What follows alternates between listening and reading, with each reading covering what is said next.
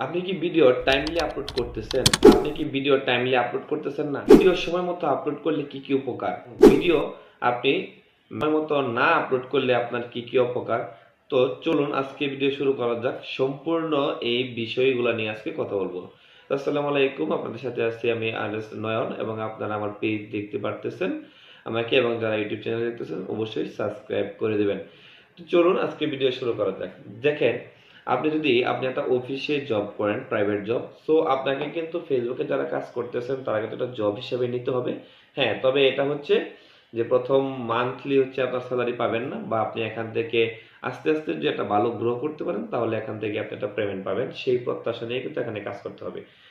তো দেখেন, আপনি যদি একটা ফ্যাক্টরিতে বা একটা প্রাইভেট কর্পোরেট অফিসে যদি আপনি জব করেন, আপনি একদিন দুই দিন যদি আপনি টাইমলি আপলোড, সরি, আপনি যদি একদিন দুই দিন টাইম বেশ কম করে অফিসে যান তাহলে